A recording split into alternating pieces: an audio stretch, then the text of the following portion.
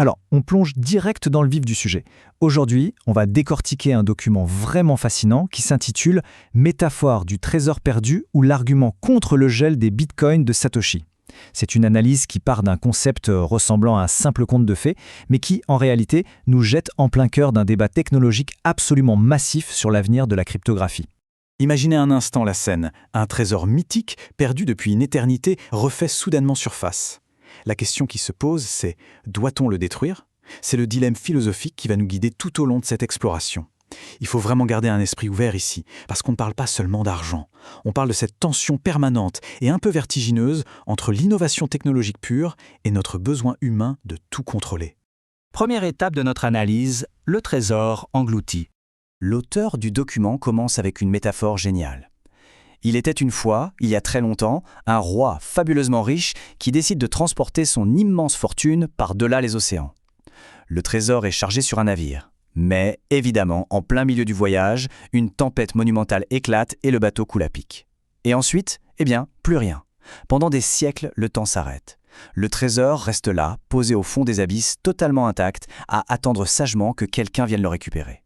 Et c'est là que l'histoire prend une tournure inattendue. L'ingéniosité humaine n'a pas de limite, n'est-ce pas ? Des entrepreneurs brillants finissent par inventer des scaphandres ultra sophistiqués. Ils s'appuient sur la science, ils plongent et ils trouvent l'épave. Sauf que, coup de théâtre, un groupe de puissants sorciers apprend la nouvelle. Il décrète, de façon totalement arbitraire, que c'est de la triche d'utiliser la technologie pour récupérer le butin. Alors d'un claquement de doigts, ils jettent un sort, et hop, le trésor s'évapore dans les néants. Ils effacent la récompense, purement et simplement parce qu'ils n'aiment pas la méthode utilisée. Chapitre 2, la métaphore décryptée.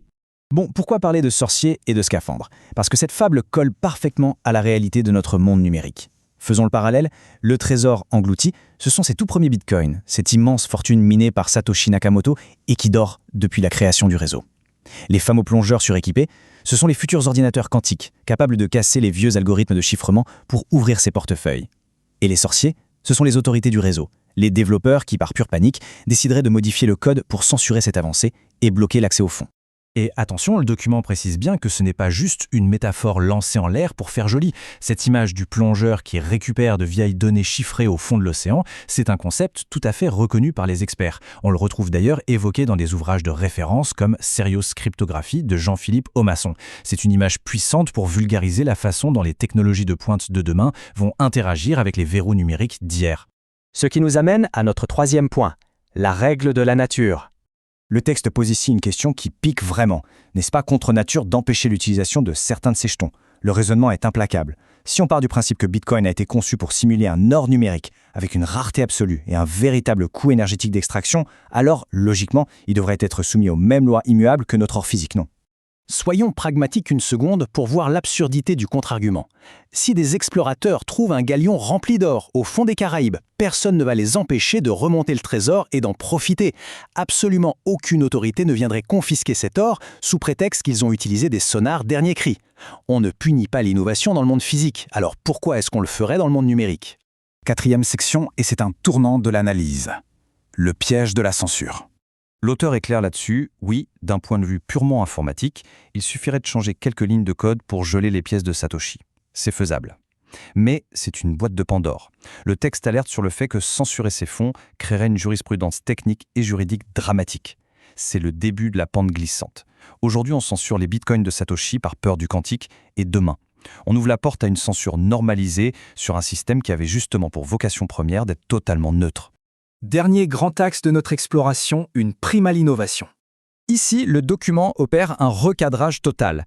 Plutôt que de trembler de peur face à l'arrivée des ordinateurs quantiques et de vous voir tout verrouiller, pourquoi ne pas voir ce trésor dormant de Satoshi comme la récompense ultime ? Une prime colossale laissée là de façon totalement intentionnelle pour motiver quiconque fera ce saut technologique géant. C'est un moteur financier absolument phénoménal pour stimuler la recherche.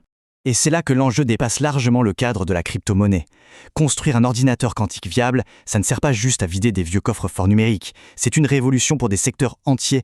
On parle de la physique expérimentale, de la chimie ou encore de la pharmacie et de la médecine pour découvrir de nouveaux traitements.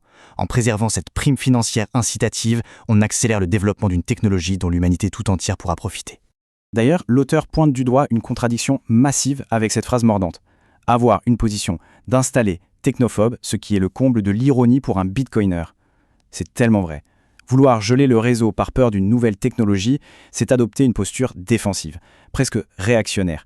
C'est littéralement l'opposé de l'ADN des passionnés de crypto, qui ont toujours célébré l'innovation technologique de rupture. Pour boucler cette analyse, gardons en tête cette réflexion vertigineuse. La peur d'une percée scientifique justifie-t-elle qu'on censure le réseau ? Ou est-ce que notre rôle est d'embrasser l'avenir technologique, avec tous ses risques et ses récompenses ? C'est tout le cœur du problème. Doit-on modifier artificiellement les règles pour maintenir un statu quo rassurant, ou bien accepter de récompenser le génie humain ? C'est une question monumentale, et elle laisse franchement matière à réfléchir bien au-delà du seul univers numérique.